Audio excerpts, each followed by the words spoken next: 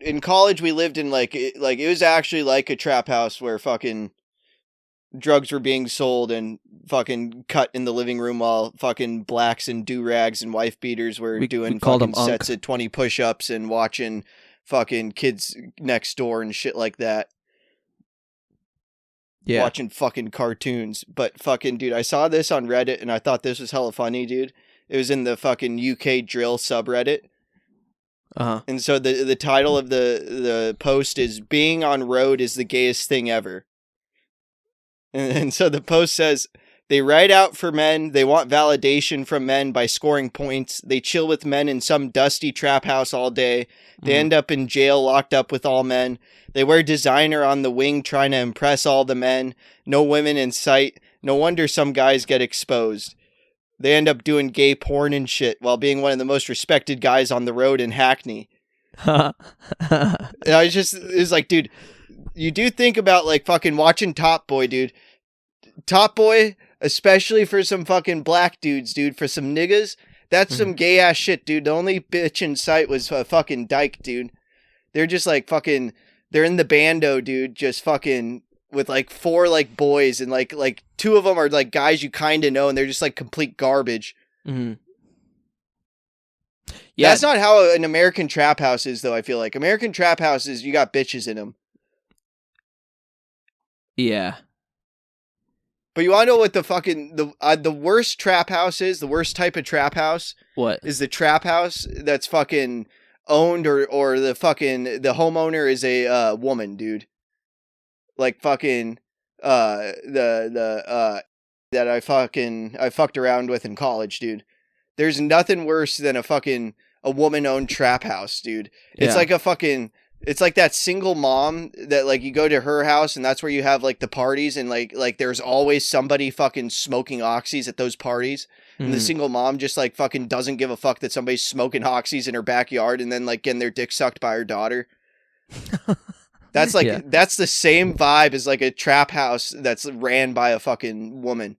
Like it's just like fucking, she's selling like fucking coke and pills out of it. She's like now got like fucking like her own like niggas that are like in there like selling drugs with her that they're doing like business shit with. They got all their homies in there, dude. You got like rape going on. You got like people like bordering on OD. Like you just see people like nodding out on heroin like on the couch or like sitting in a chair somewhere. There's no lights on. Like it's just like anything goes. But for some reason you go to that front door and when you walk through the front door, comes running out. She's like, "Hey, so and so." She comes up, she gives you a hug and shit. She offers you like a fucking line or some shit, dude. Like, "Oh, you're cold. You want a blanket?" Like you're sitting next to this guy that got HIV from a fucking shared needle, but you want a blanket to stay warm. Yeah, you never know what line you're getting either. It could be Molly. It could be Coke. It could be something else. Dude, that was a terrible experience when I walked into my room after the fucking danger and the dude that like fucking got into like drug debt, even though she was a trust fund baby who could have paid it off, but just like the chaos. Yeah. It was just like, at this point he was like turning her out to the homies and shit. And I come into the room and he like fucking, it's him and fucking Gerald from fucking Hey Arnold, that fucking guy that we lived with, dude, with the fucking tall, absurd fucking nappy afro. And like a couple other dudes and fucking, she's just like out on the bed with her tits out.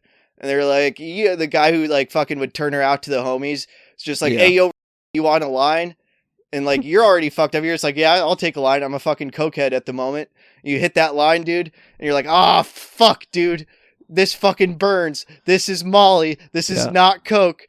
And then fucking by the time I was like lifting my head, I'm just like looking down at her and she's just like fucking like blacked out with her tits out. You're like, "Oh God, I'm in a situation that's inappropriate and ethically wrong." Oh like, yeah. I was just trying to go into my bedroom to smoke a bowl. Then somebody offered me like what I thought was coke on some tits. It's like, all right, that is what that is. We're just doing it, dude. And it's like, nope. You're about to feel all the empathy of this fucking dark situation occurring in your house. Oh, yeah. The best thing to do is just ignore it and pretend it's not happening and leave immediately.